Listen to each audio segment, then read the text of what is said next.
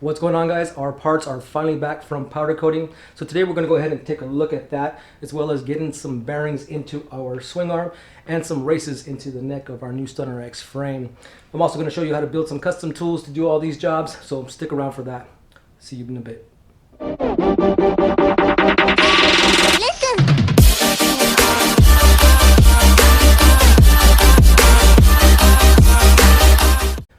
Alright guys, so as previously mentioned in the intro, our parts are back from powder coating, and I'm going to go ahead and give you guys a close-up view right now of these parts as they stand here today. Now, full disclosure, I used a company called by the name of Rain Sea Powder Coating out here in Montclair, California. The first time around, Rain Sea did not get this powder coating jobs right, and I had them do it a second time.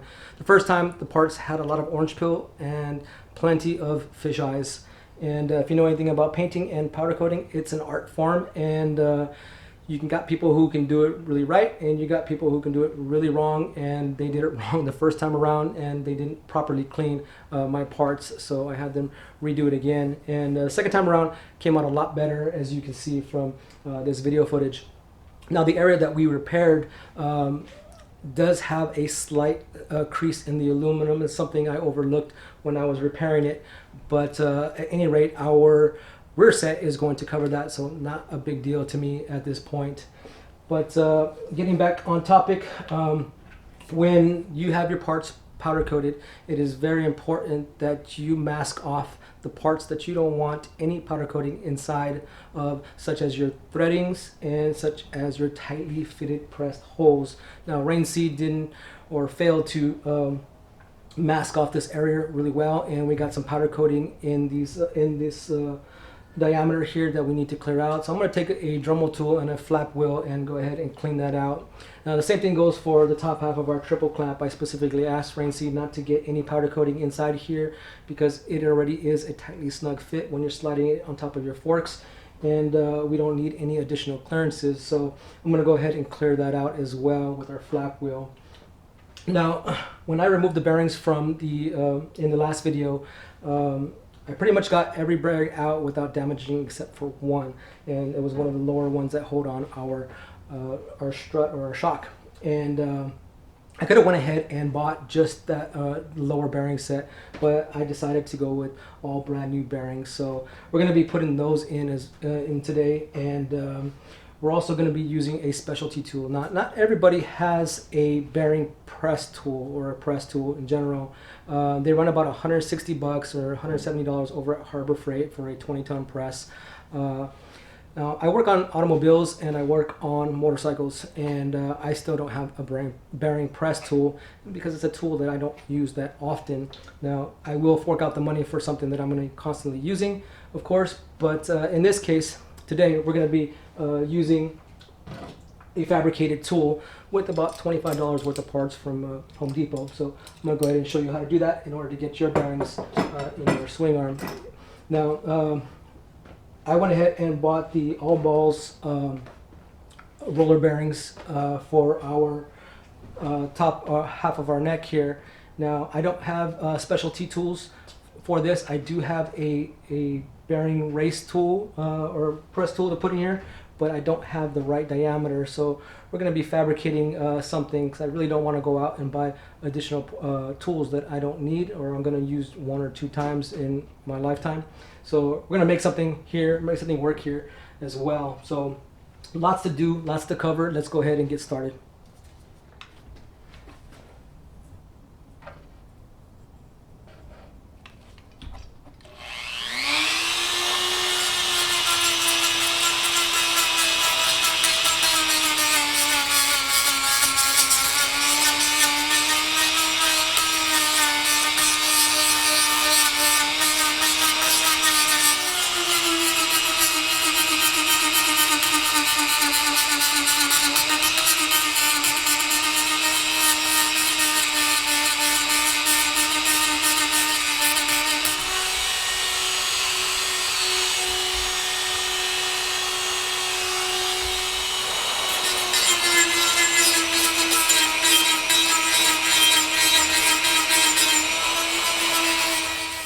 Alright guys, so I finished sanding the inside diameter here of our triple clamp, and that was for good reason. We had a lot of runs and drips inside here and additional clearances that would not tolerate us putting this back on top of our fork tubes. So we need to go ahead and remove this, and I sanded this down to the original anodizing that you see here.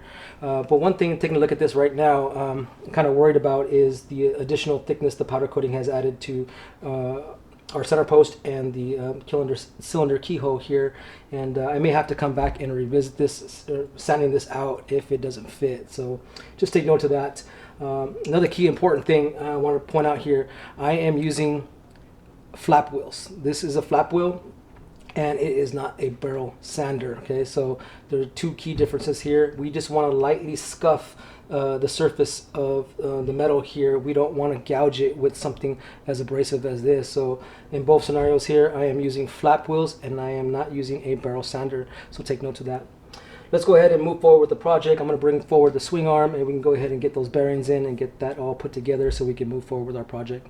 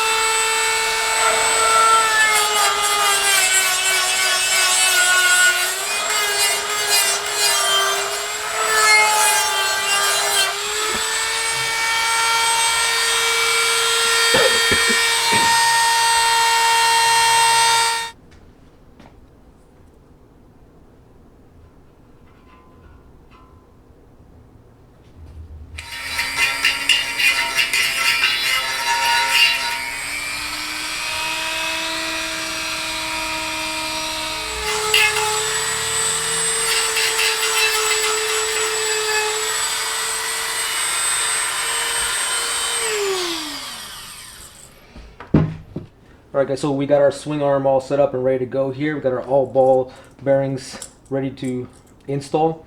And you do have a front and a back of your bearings. So you can see as this side's nice and flat, where this side is kind of roundish, and you're going to want your flat side to go inside here. So we're going to go ahead and grease these up. As you can hear, there's not much grease in there, if any at all. They are kind of slicky. Feels like they've been oiled, but we're going to go ahead and grease those up with some maxi lube here, some high temperature grease, and you can choose whatever you want to use, but I'm going to go ahead and use this because this is all I have on hand. And we're going to grease up the inside of these bearings real quick and make sure that we pack it in there pretty good.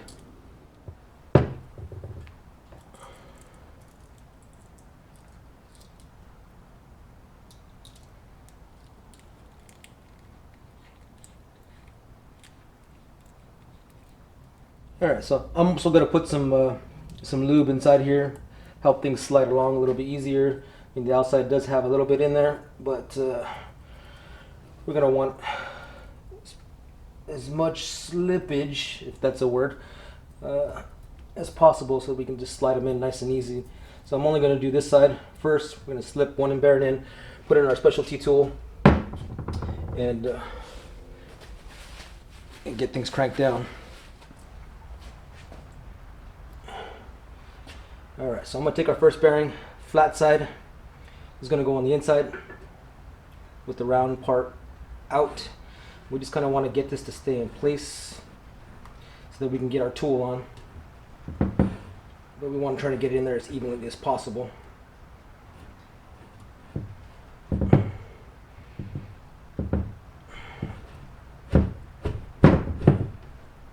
Alright, that seems pretty good. Alright, so what I have here is a makeshift press, and this is nothing more than a threaded rod with some washers that I've purchased from Home Depot, and we're going to be using this as kind of our press to press our bearings in. So let's go ahead and get started on that. Now the length of this is a little bit of an overkill. I think it's what, 24 inches, but could have purchased it a little bit smaller, but kind of figured that maybe I might be able to use it for, say, balancing wheels or something. Nice good length. But we're going to go ahead and put this on. And if it gets a little loud, sorry, it's raining right now, so you might be able to hear that in the background.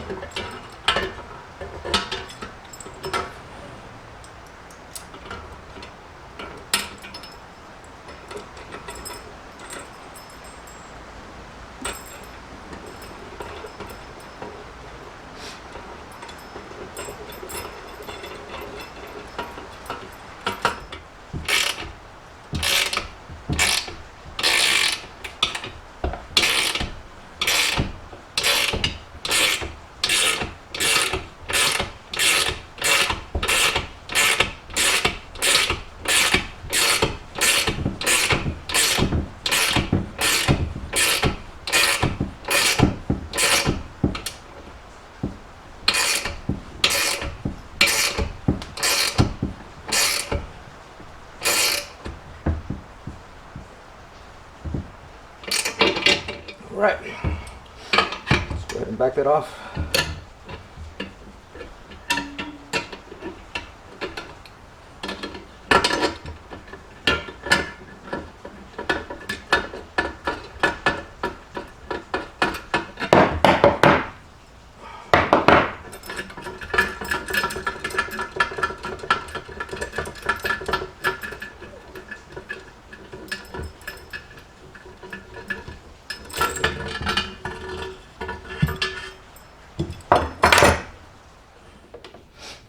All right, so our first bearing is in. Let's go ahead and flip it over to that side.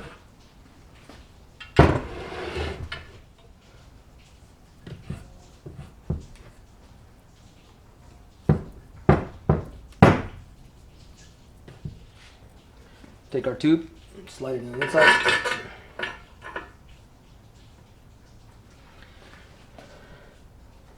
Take our bearing, let's try to get it in place.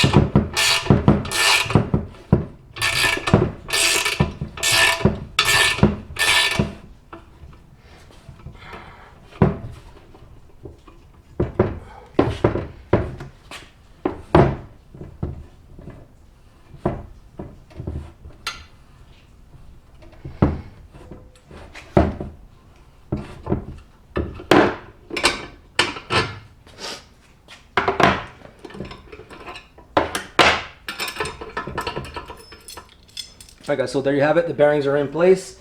Nothing more than $20 to $25 worth of Home Depot parts, washers, some nuts, and a threaded rod. You can make your own bearing press tool.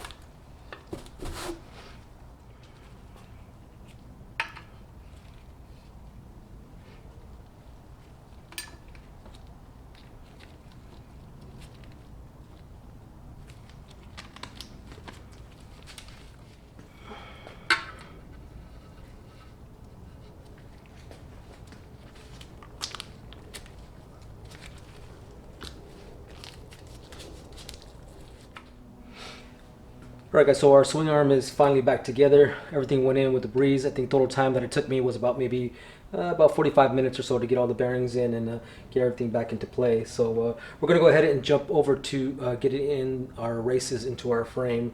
And let me go ahead and set that up for you. Let me grab some tools and get on with the project. Alright guys, so I have our frame all set up, ready for installation of our bearing races. Now, before we proceed, we're going to be maybe trying a different method here. Normally, I would use a bearing race and seal driver set, which I have right here. But many of you might not want to purchase a tool such as this for a job that you can possibly do on your own with some minor fabrication work here.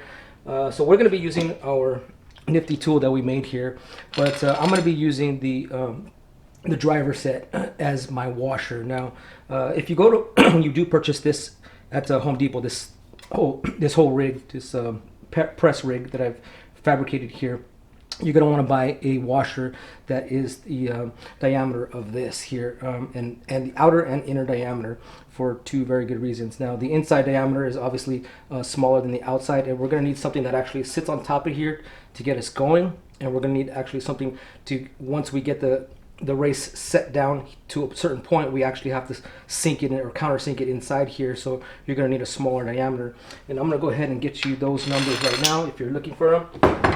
And we're going to take a measurement of our inside diameter here, and if we measure it with our linear calipers, we got roughly about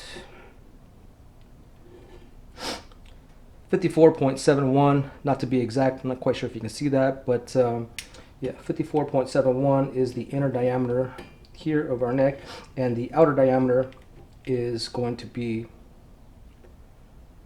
roughly 63.68. Okay, so when you take a trip down to Home Depot and you're purchasing yourself your press, your little makeshift press kit here, you're going to want to buy two separate washers, and one to cover the outside here and one to cover the inside. So we're going to go ahead and move forward. I'm going to be using the All Balls roller bearings set here that I purchased off of eBay. And if you're interested in any of this stuff, I'll make sure to post links in the description section for you guys, if you're looking for the driver set or the All Balls bearing kit. So let's go ahead and get started on that and get everything set up for you.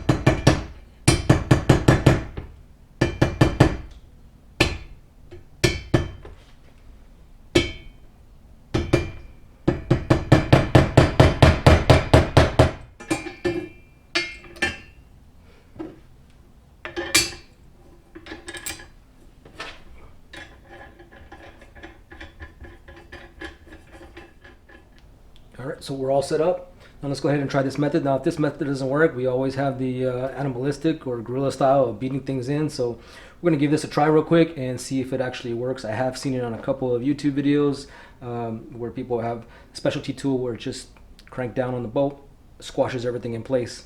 Let's give it a try and see if it works for us.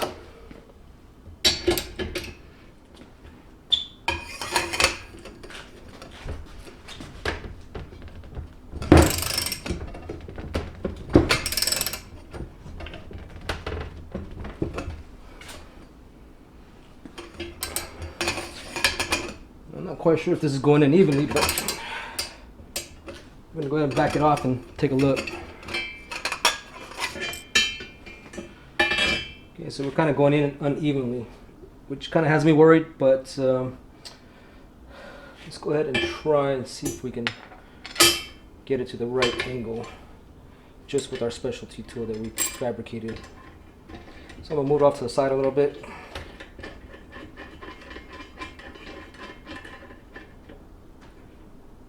And see if I can apply more pressure to this side, which is the uneven side.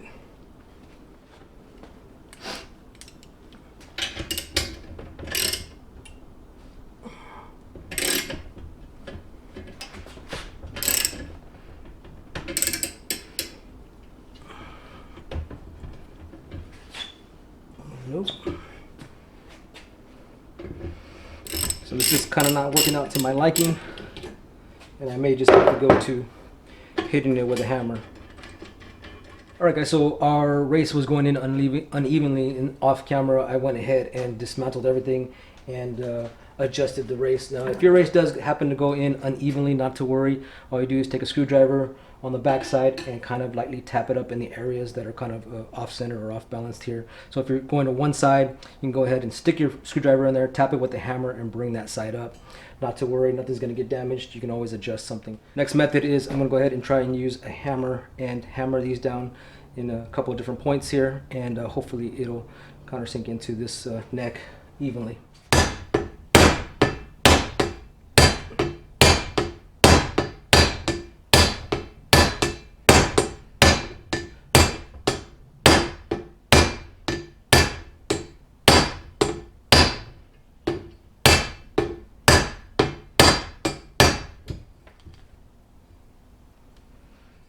Alright guys, so I went ahead and set up our driver tool here, and I kind of want to show you how much easier or simpler things are when you do have the proper tools. Now, you don't necessarily have to go out and buy this tool set. You can go down to your local automotive, and chances are they do rent these type of tools out. Now, you might have gotten on YouTube and seen people use things such as a punch or a screwdriver to tap this in, lightly tap this in, and yes, that may work, but the chances of you going ahead and gouging the inside here are great, and I don't want to take that chance.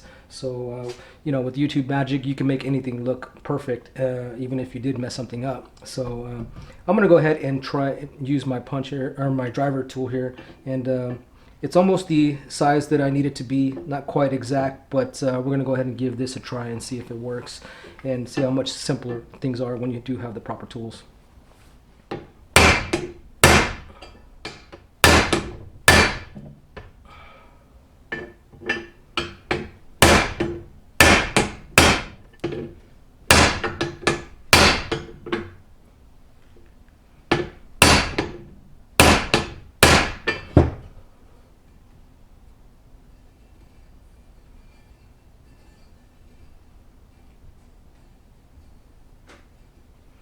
Alright guys, and just like that, our race is now fully seated, and we're going to go ahead and move to the bottom side. But just to recap again, things are much simpler when you do have the proper tools.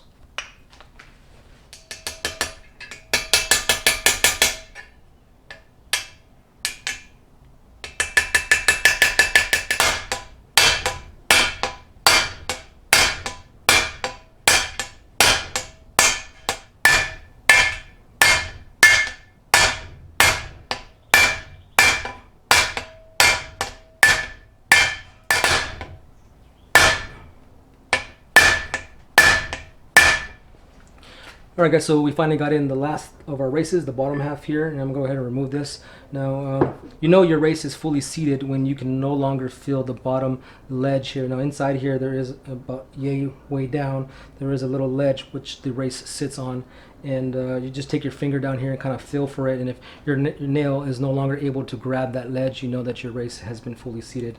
And as you can see here, we do have a counter depth here that is visible. Now I'm going to go ahead and put in our races right here, our bearing, and give it a spin. And yes, that spins nice and freely. And later on, we're going to go ahead and pack these with some grease. And I'm just not ready to put in the forks just yet. So we're going to go ahead and skip that for the moment and get started with the stuff that we need to get started with. Now, full disclosure, in between cuts of the video, I went ahead and took this down to the floor. Reason being is because the table absorbs a lot of the shock, and especially I'm working here with foam, and I just merely have this up here for you guys to visually see. It makes recording a whole lot easier, but in all reality is you're going to want to put this on a very hard, rigid surface that doesn't absorb the blow. So the concrete is probably your best bet.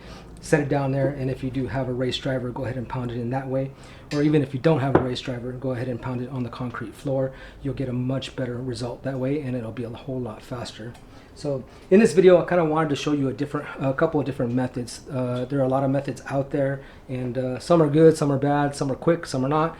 And as you saw by using this method, I have seen this on a couple of YouTube videos where people are using a method such as this. Now this is very hard to do, I'm not going to lie.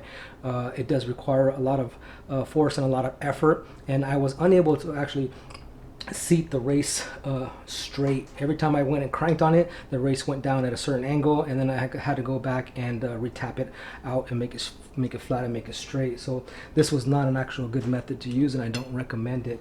What I do recommend is going out and buying yourself a cheap set. Now, you saw me use the hammer, which was actually very, very productive in getting this in. And even though I don't like guerrilla style methods, you know, there's a great risk and a great chance of you damaging parts or damaging other things just by a simple mistake of slipping or what have you.